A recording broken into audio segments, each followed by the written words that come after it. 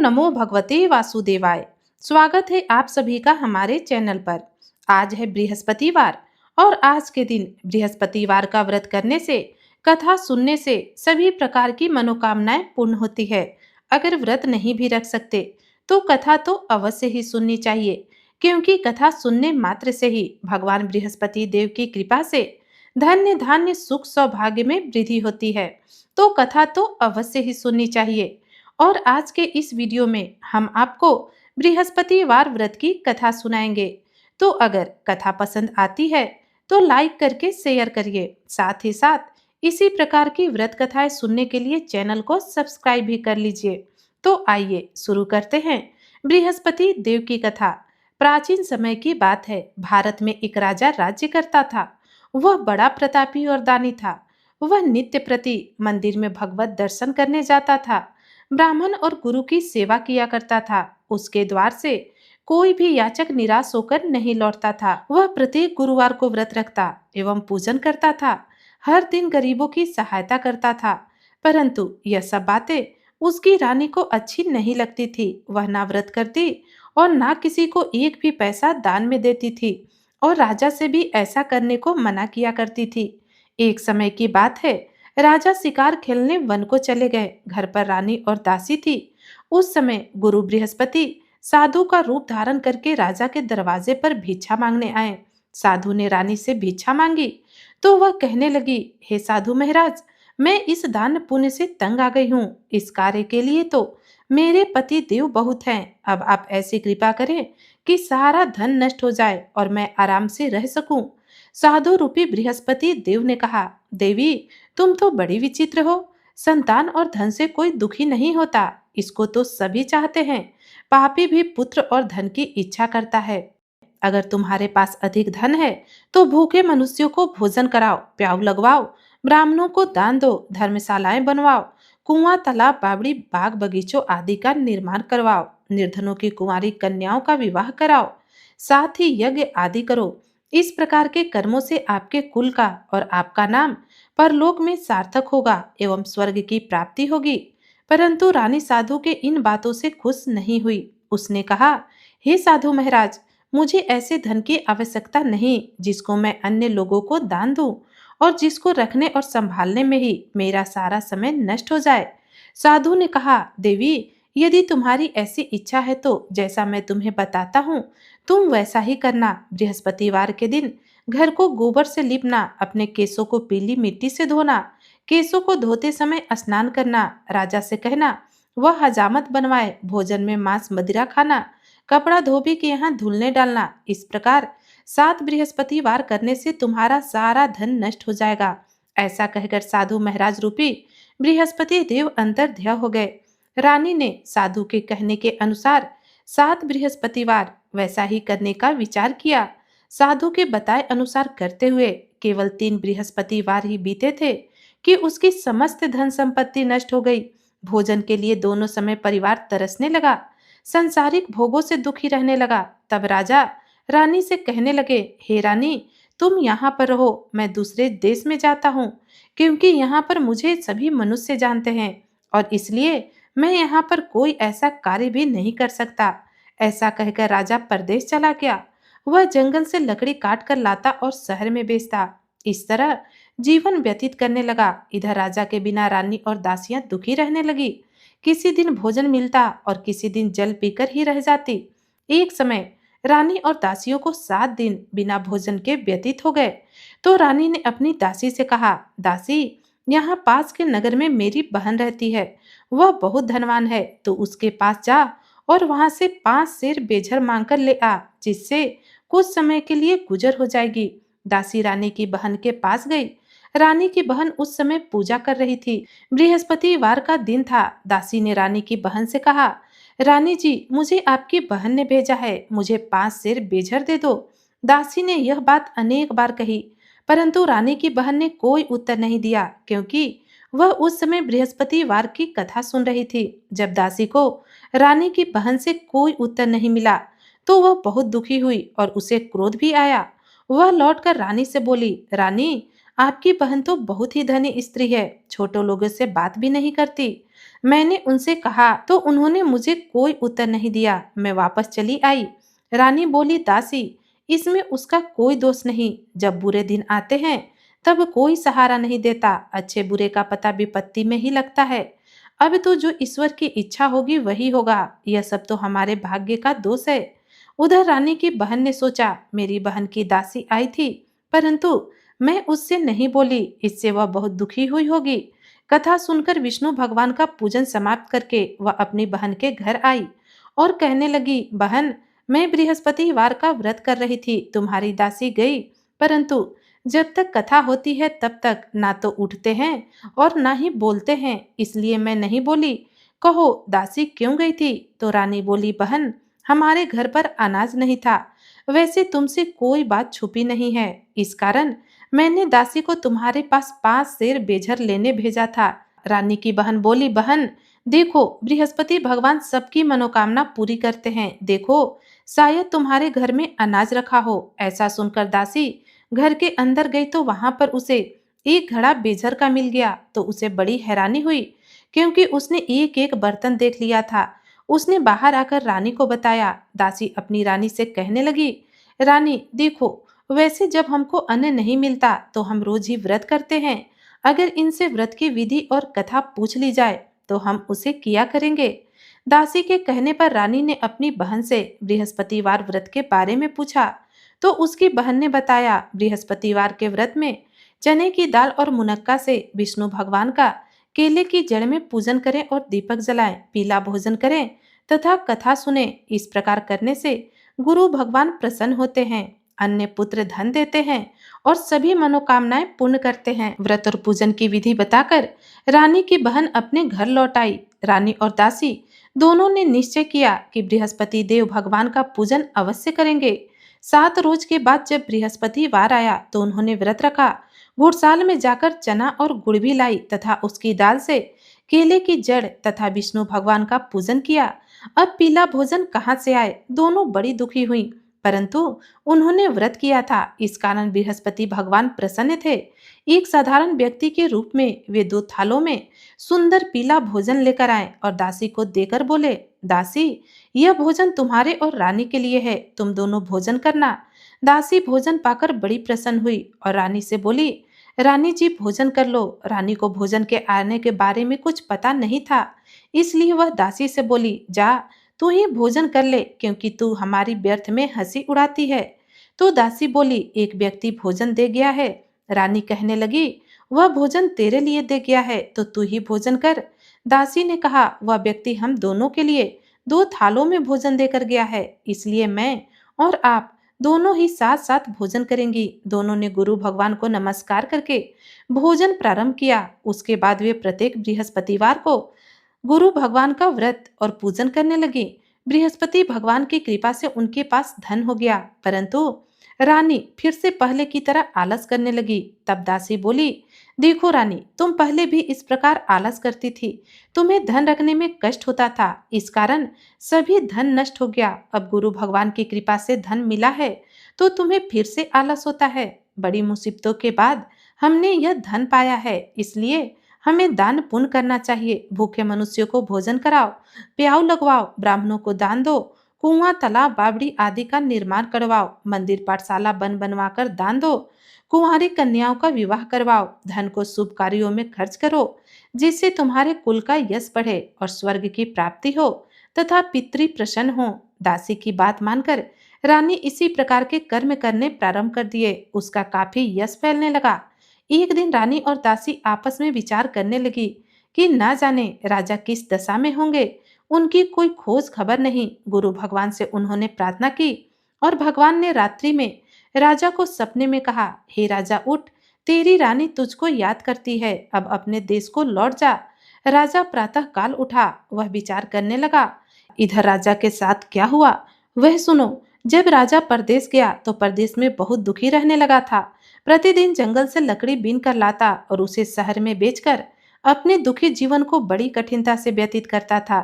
एक दिन राजा दुखी हो अपनी पुरानी बातों को याद करके रोने लगा। उस जंगल में बृहस्पति देव एक साधु का रूप धारण करके आए और राजा के पास आकर बोले, लकड़हारे, तुम इस सुनसान जंगल में किस चिंता में बैठे हो, मुझे बताओ।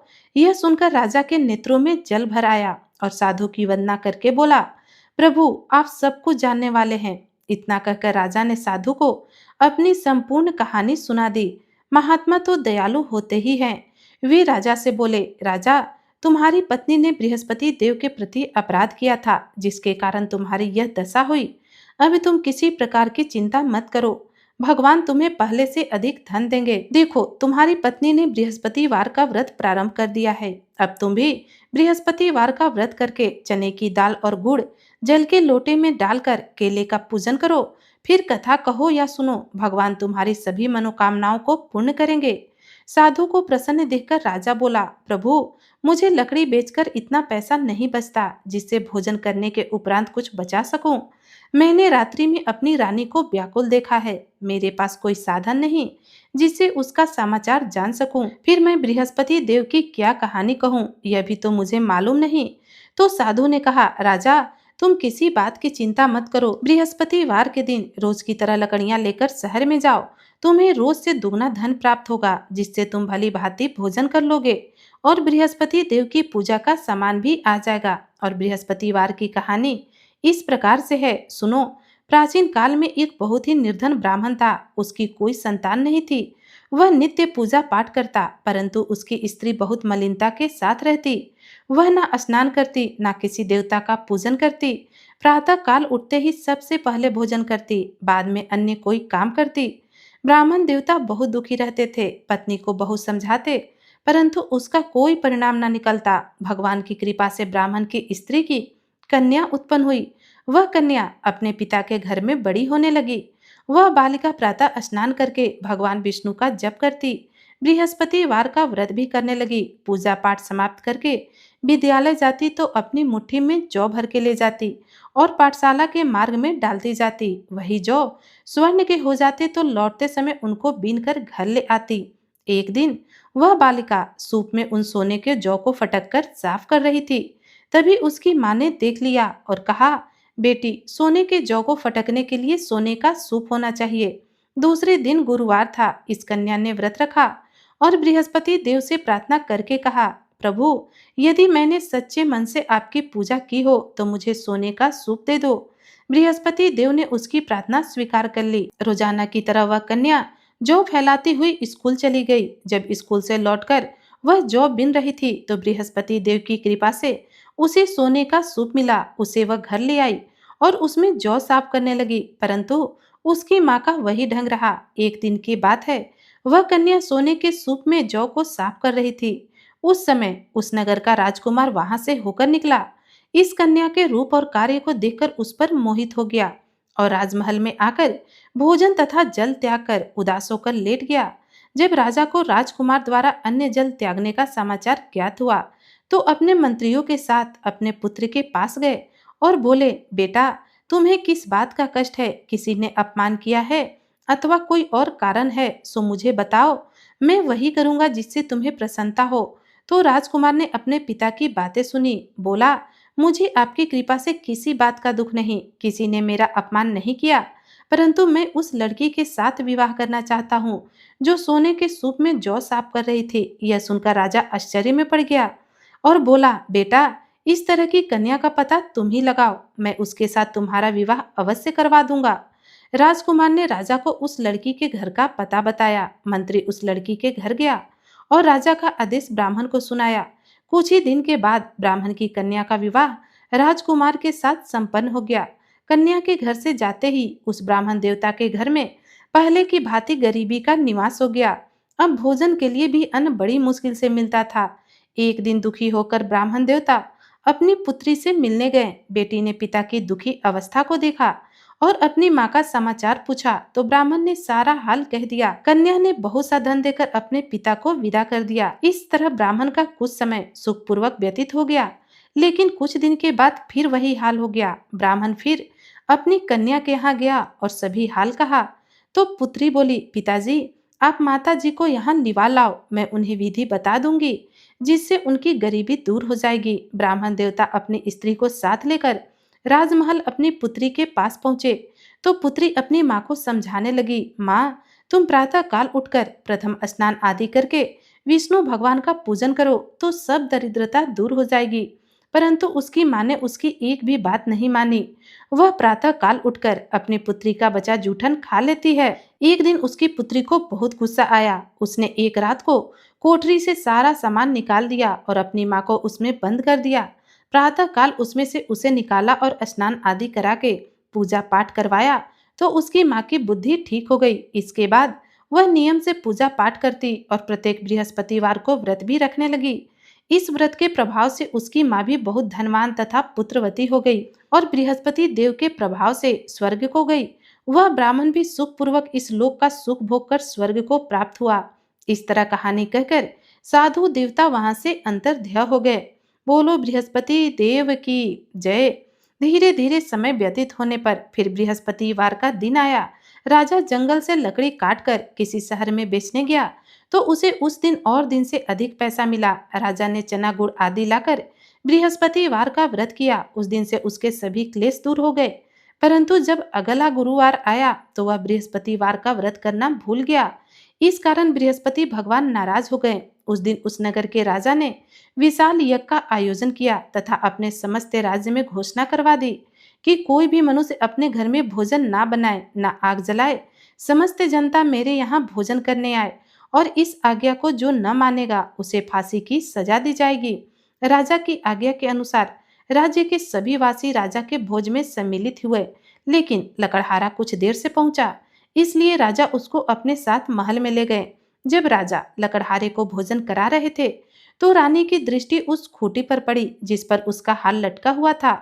उसे हार खूंटी पर लटका दिखाई नहीं दिया। रानी को निश्चय हो गया कि मेरा हार इस लकड़हारे ने चुरा लिया और उसी समय सैनिक बुलवाकर उसको जेल में डलवा दिया। जब लकड़हारा जेल खाने गया तो बहुत दुखी होकर विचार करने लगा, ना जाने कौन से पूर्व जन्म के कर्म से मुझे यह दुख प्राप्त हुआ है, और उसी साधु को याद करने लगा जो कि जंगल में मिला था। उसी समय तत्काल बृहस्पति देव साधु के रूप में प्रकट हो गए और उसकी दशा को देखकर कहने लगे, अरे मूर्ख, तूने बृहस्पति देवता की कथा नहीं की, इसी कारण तुझे दुख प्राप्त हुआ है।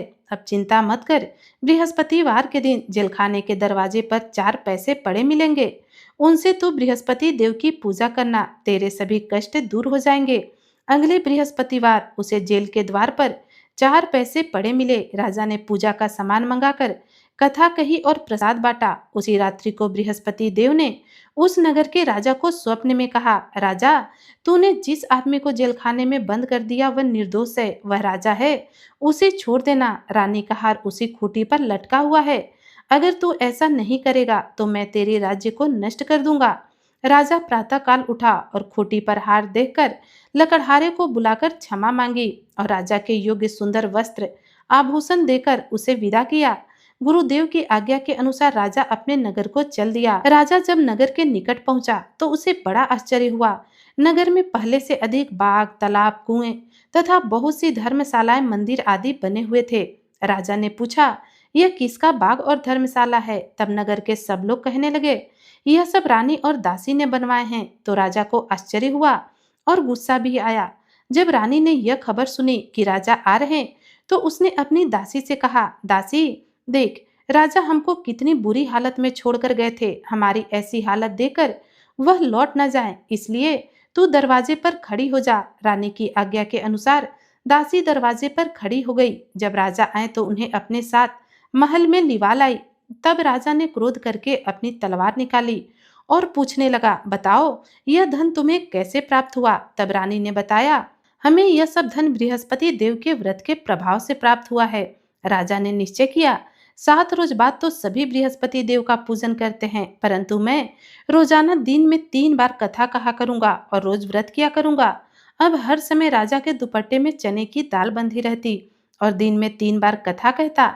एक दिन राजा ने विचार किया, चलो अपनी बहन के यहाँ हो आऊं। इस तरह निश्चय कर राजा घोड़े पर सवार हो अपनी बहन के यहाँ चल दिया।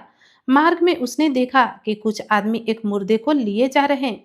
उन्हें रोककर राजा कहने लगा, अरे भाइयों, मेरी बृहस्पतिवार की कथा सुन लो। तो वे बोले, लो हमारा तो आदमी मर गया, इसको अपनी कथा की पड़ी है। परंतु कुछ आदमी बोले, अच्छा कहो, हम तुम्हारी कथा भी सुनेंगे। राजा ने दाल निकाली और कथा कहनी शुरू कर दी। जब कथा आधी हुई तो मुर्दा हिलने लगा और जब कथा समाप्त हुई तो राम राम करके वह मुर्दा उठकर खड़ा हो गया। राजा आगे बढ़ा, उसे चलते चलते शाम हो गई। आगे मार्ग में उसे एक किसान खेत में हल चलाता मिला। राजा उससे बोला, अरे भैया, तुम मेरी बृहस्पतिवार की कथा सुन लो।